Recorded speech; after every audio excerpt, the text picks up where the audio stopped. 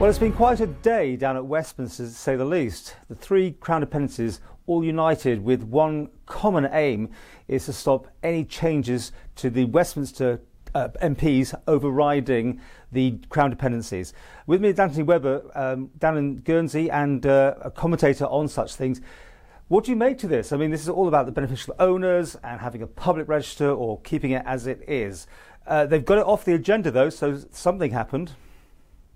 Yes, I think it's unfortunate that we don't pull together on issues which would perhaps have more support from the general public.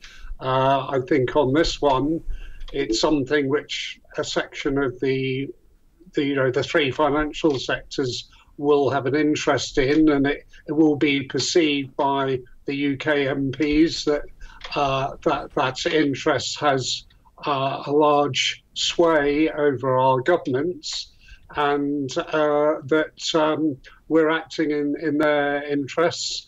And I think it's perhaps there should have been some more thought as to how to actually deal with this, because my understanding is the result of this is that not only are MPs upset with the current government because the timetable for Parliament has been changed at the last minute, but a lot of the blame for this is falling on the Crown Dependencies, which is not something we as citizens of the Crown Dependencies really want to have. We want MPs to have a good impression of Guernsey, Jersey and the Isle of Man, and we don't want them to have the impression that we're somehow dictated to by financial interests, which unfortunately is the perception put across. And it does seem to me that there were better ways of doing these things.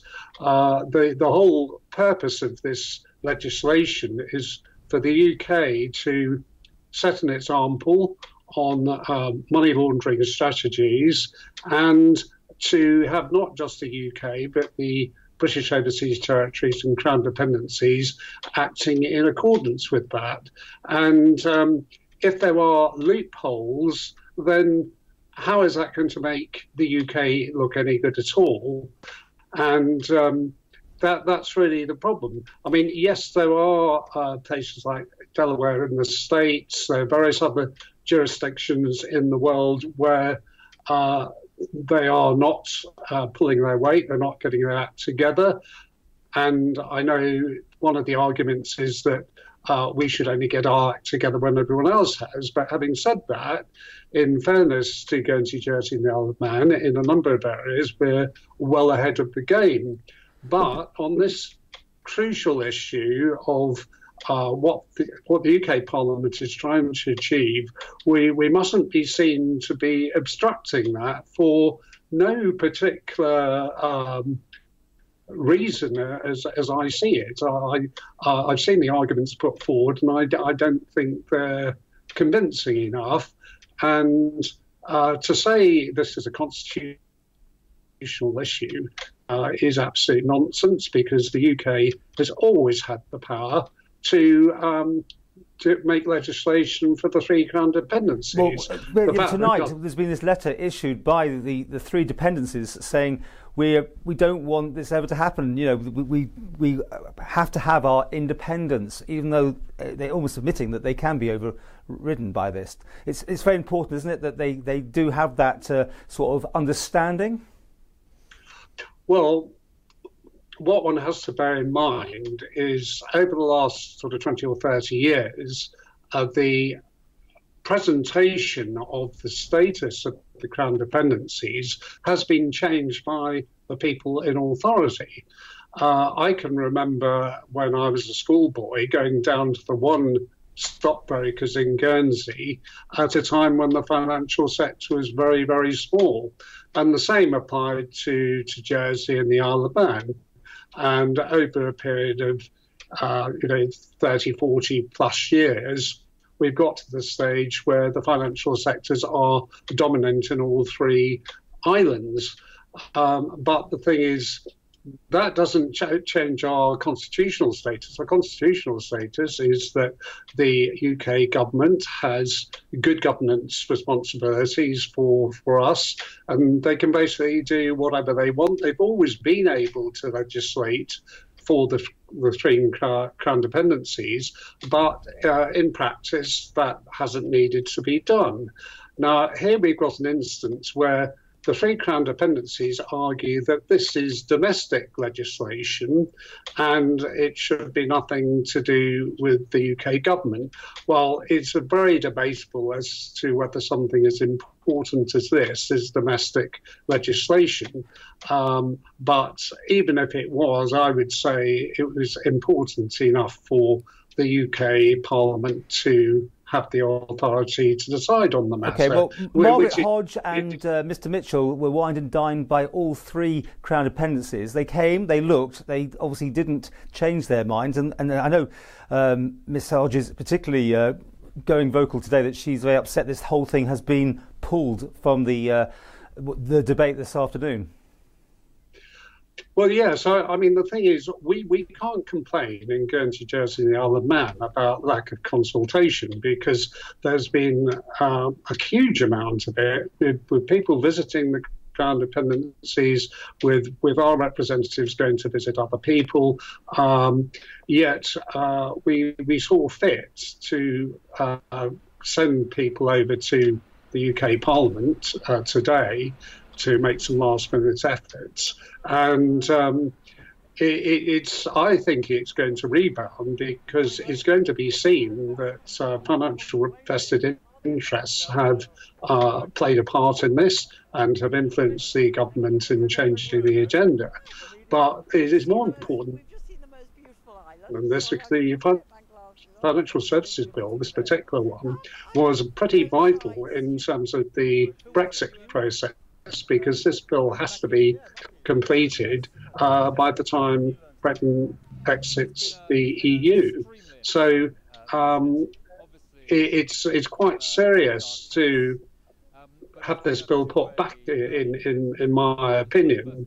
Now, undoubtedly, it's going to have to come back again, so and indeed quite quickly. So I can't see what purpose has been achieved. Now, I myself, I mean, I've been in the past a member of the Guernsey States, and I've always been proud of the autonomous status of Guernsey and Jersey and the Isle of Man. But that is in the context of being under the United Kingdom, who are our sovereign parliament. And the Chief Minister of the Isle of Man only recently said that himself, that the UK is our sovereign state. So there are limitations to how much power you should have.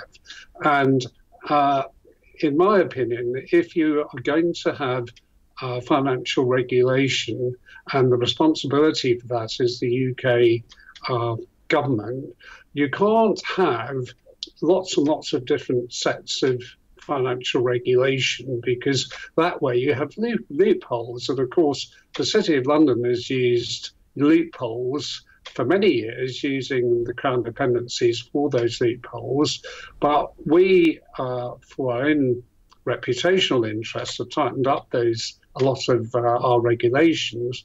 But where we have a situation here on the subject of beneficial ownership, where the UK government wants to get its act together and wants everyone to, sing with the same hymn sheet, then we should go along with that. And if it's going to cost a little bit in terms of lost business, then what we should be doing, and this is where our argument should be, we need to have compensation for any lost business, because the bottom line is none of the overseas territories or Crown Dependencies would have gone into what we'll call is the offshore financial market without the complicit agreement of the UK government. So it's their fault that we made our economies so dependent upon the financial sector.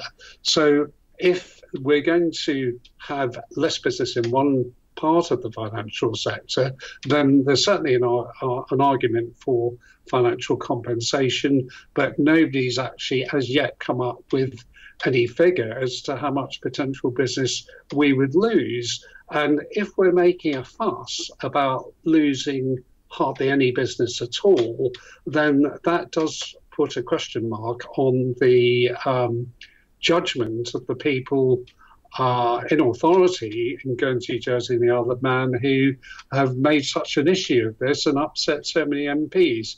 And to be quite frank, I can't ever think of any other instance when the Crown Dependencies have upset so many MPs. So, it can't be a good thing. We want to be on good terms with MPs.